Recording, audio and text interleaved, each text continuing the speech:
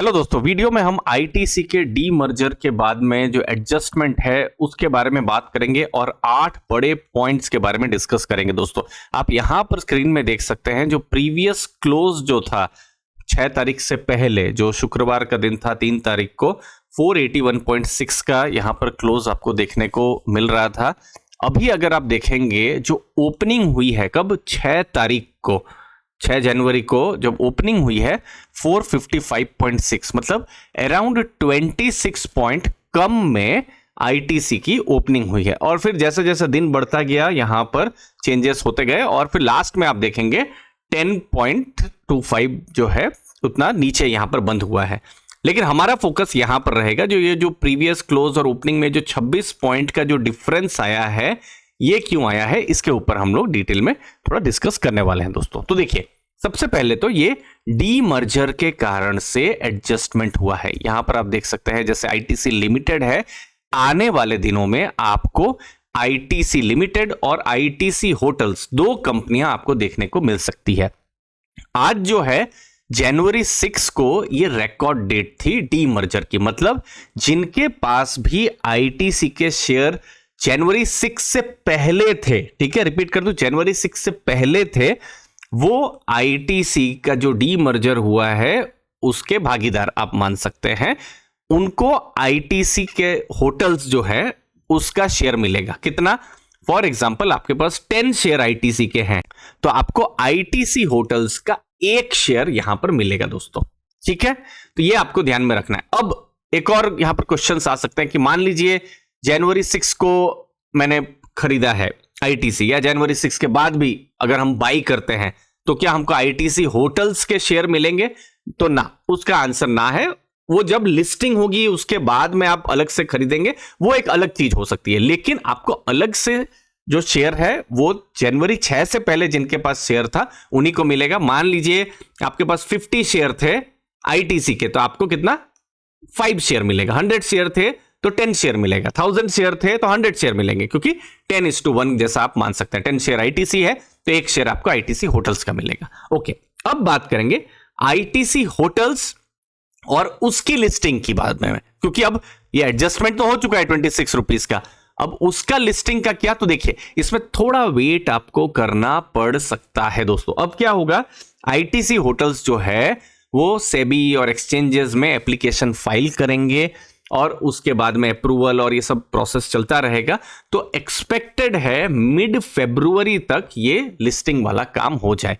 Generally जो NCLT है, NCLT के अप्रूवल उनको दिसंबर 16 को आया था, तो एज पर रूल उसके 60 डेज के अंदर में यहां पर लिस्टिंग हो सकती है। तो ये तो अभी जनवरी का ही बिल्कुल शुरुआत का ही समय चल रहा है जब ये मैं वीडियो बना रहा हूं। तो आने वाले दिनों में आपको इसके बारे में और इंफॉर्मेशन मिलेगी और हम भी आपको अर्ली फाइनेंशियल आजादी में बताते रहेंगे। नेक्स्ट हम बात करेंगे आईटीसी होटल्स की क्या एक्सपेक्टेड लिस्टिंग हो सकती है। तो यहां पर जैसे यहां मनी कंट्रोल का ही यहां पर आर्टिकल है, वहां पर अलग अलग ब्रोकरेजेस का उन्होंने यहां पर लिखा हुआ है कि क्या रेंज में यहां पर हो सकती है उनकी लिस्टिंग। तो देखिए, जैसे कुछ ब्रोकरेज हाउसेस ने कुछ इस तरीके से कहा है, जैसे नुवामा ने कहा है 150 से 175, शेर खान ने कहा है 150 से 170, फिर नोमुरा वो 200 से 300 के बारे में बात कर रहे हैं। फिर एसबीआई सिक्योरिटीज के अगर हम देखेंगे 130 से 170 के बीच में। तो अलग अलग ब्रोकरेजेस की अलग अलग राय है, बट मोस्टली हम लोग देख रहे हैं कुछ 150, 170 जैसे नंबर्स हमको देखने को मिल रहे हैं। बट अगेन ये प्राइस डिस्कवरी होगी और अभी ये बोल पाना पॉसिबल नहीं है कि क्या प्राइस में एक्चुअल लिस्टिंग होती है। और जैसा कि मैं हमेशा कहता हूं कि मार्केट ही सुप्रीम है, मार्केट ही डिसाइड करेगा। जब भी लिस्टिंग हो रही होगी, अगेन जैसे हमने कहा कि कुछ दिनों के बाद में यहां पर लिस्टिंग होगी, कुछ सप्ताह के बाद में होगी, तो जब लिस्टिंग हो रही होगी तो जो प्राइस डिस्कवरी है उस समय में होगा। ये तो जस्ट ब्रोकरेजेस का, अलग अलग ब्रोकरेजेस का एक अंदाजा है, जहां पर आप ऐसे देखा जाए तो रेंज 113 से 300 तक की आपको रेंज देखने को मिल रही है।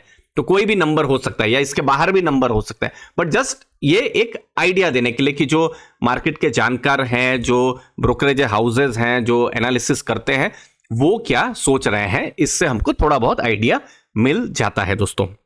आगे और ज्यादा डेटा है दोस्तों, उससे पहले की इंपॉर्टेंट सूचना, आप हमारे वाइब्रेंट टेलीग्राम ग्रुप को भी ज्वाइन कर सकते हैं, जहां पर रेगुलर म्यूचुअल फंड एनालिसिस होती है, साथ साथ में पर्सनल फाइनेंस कंटेंट आता है, बिजनेस लर्निंग यहां पर रेगुलर होती रहती है, और अभी जनवरी के महीने में लेटेस्ट म्यूचुअल फंड के पोर्टफोलियो भी हम जल्दी ही शेयर करने वाले हैं, जहां पर हम समझेंगे कि किस तरीके से बड़े फंड मैनेजर्स अपने पोर्टफोलियो को बिल्डअप कर रहे हैं। हमको बहुत सारी लर्निंग वहां पर मिलने वाली है दोस्तों। मैंने डिस्क्रिप्शन बॉक्स में लिंक को दिया हुआ है, आपको भी वैल्यू जरूर मिलेगी, मेरा ऐसा मानना है टेलीग्राम ग्रुप से दोस्तों। नेक्स्ट दोस्तों, अब आईटीसी के डीमर्जर के बारे में और हम समझते हैं। मान लीजिए अगर आपके पास आईटीसी का शेयर है, अब ये मैं पहले की बात कर रहा हूं क्योंकि अब एडजस्टमेंट हो चुका है, तो आईटीसी के अलग अलग बिजनेस को आप एक तरीके से ओन कर रहे थे, एफएमसीजी, सिगरेट, फिर आईटी, होटल बिजनेस।